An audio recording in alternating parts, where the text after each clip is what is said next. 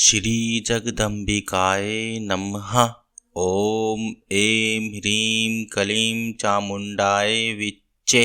प्यारे दर्शकों, आज इस वीडियो में हम आपको श्रीमद् देवी भागवत महात्म्य के द्वितीय अध्याय के बारे में सुनाएंगे, जिसमें श्यामंतकमणि की कथा है। तो आप इस वीडियो के अंत तक बने रहना। अगर आपने हमारा चैनल स्पिरिचुअल देव ज्ञान को सब्सक्राइब नहीं किया हो तो सब्सक्राइब कर ले और हमारी आने वाली सभी श्रीमद् देवी भागवत पुराण की हर एक अध्याय को सुने।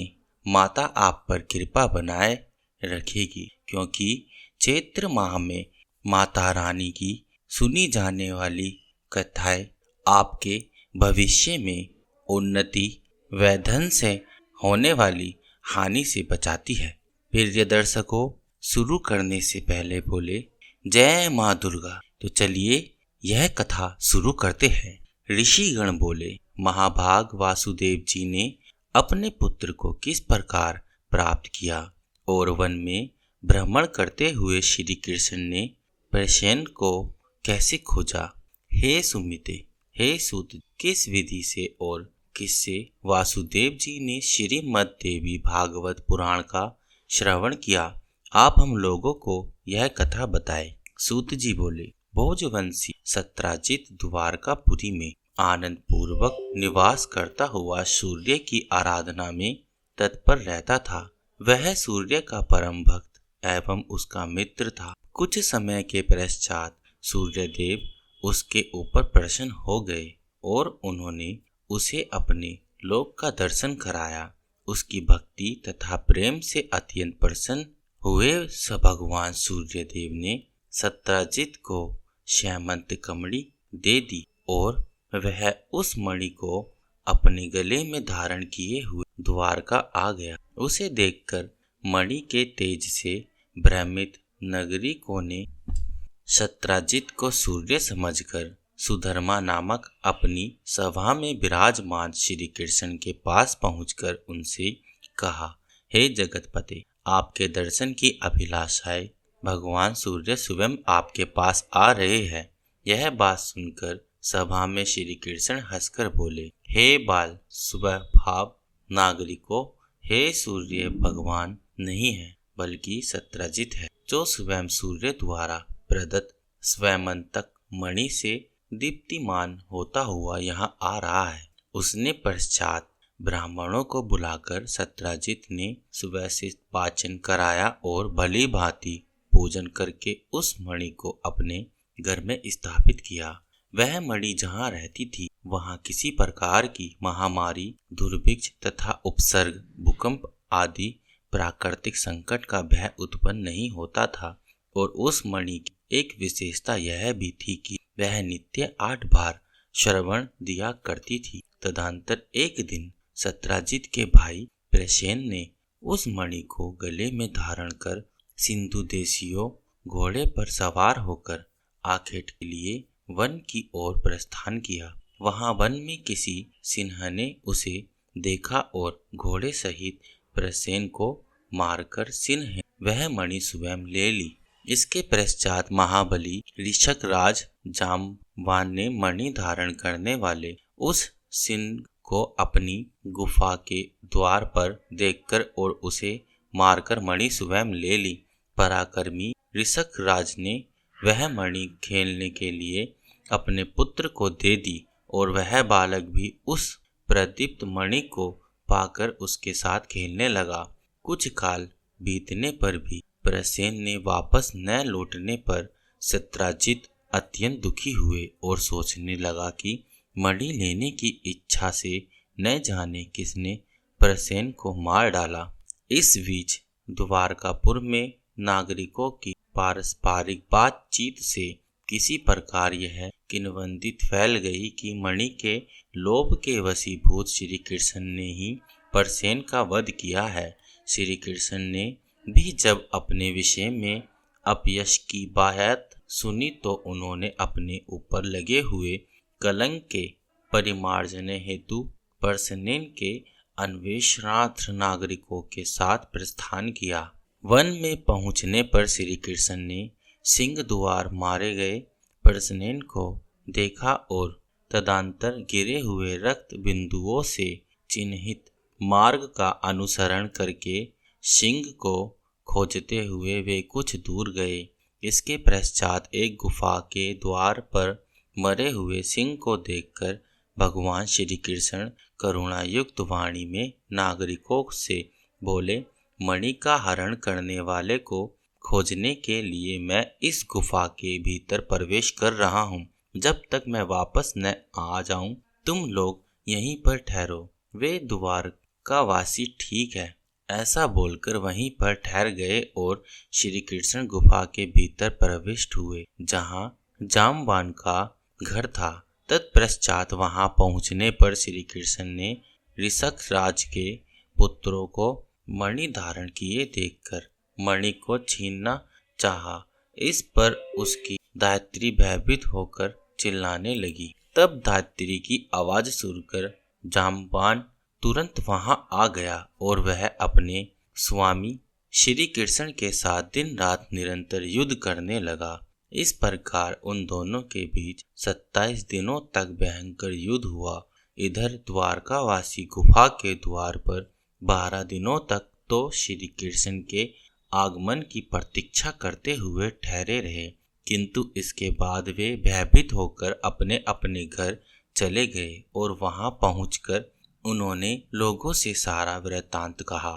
द्वारकापुरी के सभी नागरिक यह सब सुनकर सत्यजित की भर्त्सना करते हुए अत्यंत शोक विह्वल हो गए। महाभाग वासुदेव जी अपने पुत्र का वह समाचार सुनकर परिवार सहित महान शोक से मूर्छित हो गए और बार बार सोचने लगे कि मेरा कल्याण किस प्रकार से हो। उसी समय ब्रह्मलोक से देवश्री नारद वहां आ गए। वासुदेव जी ने उठकर उन्हें प्रणाम करके विधिवत उनकी पूजा की। देवश्री नारद महामत युधिष्ठिर श्रेष्ठ वासुदेव जी ने कुशल क्षेम पूछकर उनसे बोला, आप क्यों चिंतित है यह मुझे बताएं। वासुदेव जी बोले, मेरा अतिशय प्रिय पुत्र श्री कृष्ण प्रसेन को खोजने के लिए द्वारका के नागरिकों के साथ वन में गया था, जहां उसने प्रसेन को मारा हुआ देखा। इसके पश्चात प्रसेन को मारने वाले सिंह को भी एक गुफा के द्वार पर मरा देखकर श्री कृष्ण नागरिकों को द्वार पर ही रोककर स्वयं गुफा के अंदर चले गए। बहुत दिन व्यतीत हो चुके हैं, किंतु मेरा पुत्र अभी तक नहीं लौटा, जिससे मैं चिंतित। अतः हे मुने, आप कोई ऐसा उपाय बताएं जिससे मैं अपने प्रिय पुत्रों को प्राप्त कर सकूं। नारद जी बोले, हे युद्ध श्रेष्ठ, आप पुत्र की प्राप्ति के लिए अंबिका देवी की आराधना कीजिए। उनकी आराधना से शीघ्र ही आपका कल्याण होगा।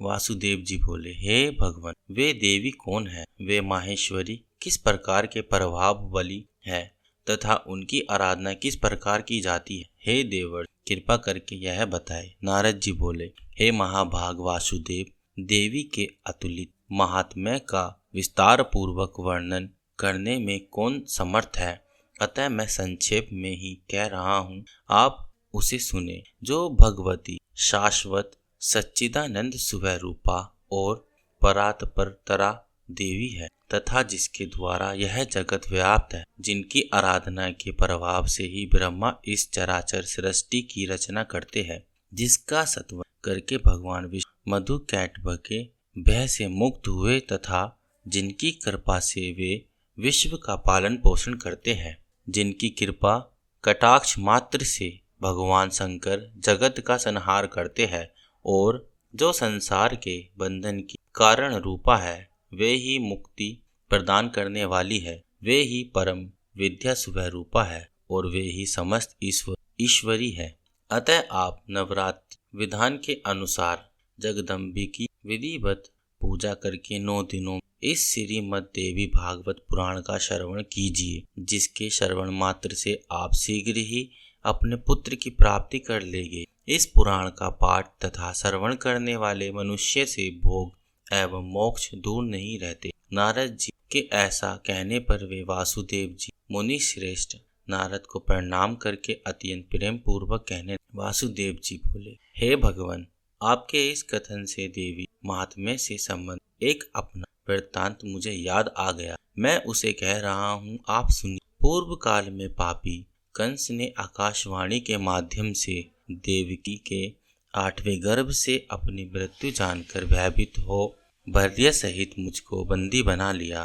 तदंतर मैं अपनी पत्नी देवकी के साथ कारागार में रहने लगा और पापी कंस भी मेरे पैदा होने वाले पुत्रों को एक एक करके मारता रहा। इस प्रकार जब कंस ने मेरे 6 पुत्र मार डाले गए, तब मेरे निर्दोष भार्या देवकी अत्यंत शोकाकुल हो उठी और दिन रात दुखी रहने लगी। तत्पश्चात गर्ग मुनि को बुलाकर उनका अभिवादन तथा पूजन करके पुत्र प्राप्ति की कामना से मैंने उनसे देवकी का दुख बताकर कहा, हे भगवान, हे दया सिंधु, हे मुनिवर, आप यदुकुल के गुरु हैं, अतः मुझे आयुष्मान पुत्र की प्राप्ति का कोई उपाय बताए।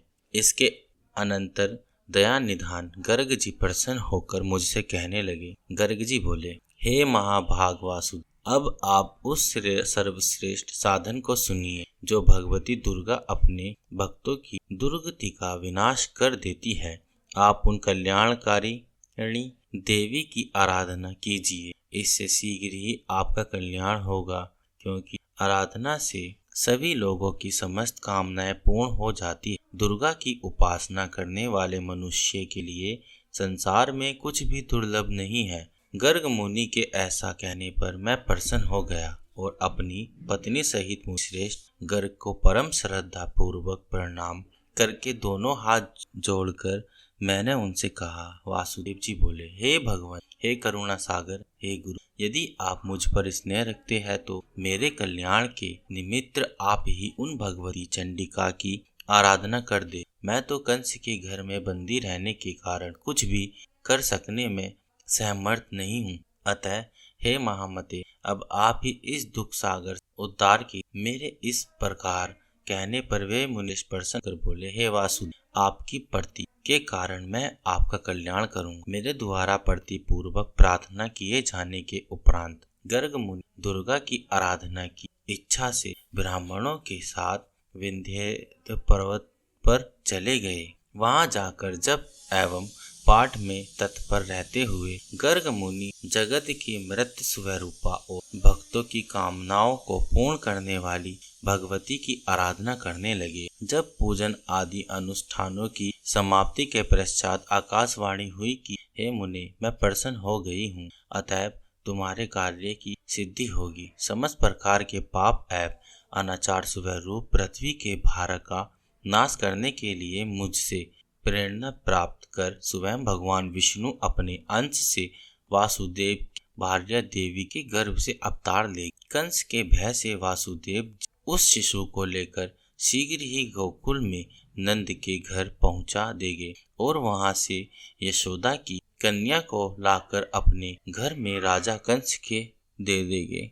तब कंस कन्या को मारने के लिए उसे पृथ्वी पर पटक दे। तदंतर उसके हाथ से उठकर मेरी अंश स्वरूपा वह कन्या तत्क्षण अलौकिक रूप धारण करके विंध्य पर्वत पर चली जाएगी और निरंतर जगत का कल्याण करेगी। इस प्रकार उस आकाशवाणी को सुन गर्ग मुनि भगवती जगदम्बा को प्रणाम करके प्रसन्न मन से मथुरापुरी आ गए। आचार्य गर्ग के मुख से महादेवी के वरदान की बात सुनकर मैं पत्नी सहित अत्यंत प्रसन्न हुआ और परम आनंद विभोर हो उठा। तभी से मैं देवी के महात्म्यों को जान रहा हूँ और हे देवर्षि, आज भी आपने मुखारविंद से मैंने वही वासुदेव देवी महात्म्य सुना है। अतः हे प्रभु, अब आप ही मुझे श्रीमद् देवी भागवत सुनाए। हे दया निधान, मेरे सौभाग्य से ही आप यहाँ पधारे हुए हैं। वासुदेव जी का वचन सुनकर प्रसन्न मन वाले नारद जी ने शुभ दिन एवं शुभ नक्षत्र में श्रीमद् देवी भागवत की कथा आरंभ की। कथा में आने वाली विघ्न बाधाओं के समनार्थ ब्राह्मण देवी के नवाक्षर ओम ऐं ह्रीं क्लीं चामुंडाय विच्चे मंत्र का जप तथा मार्कंडेय पुराण में वर्णित देवी स्तोत्र का पाठ करने लगे।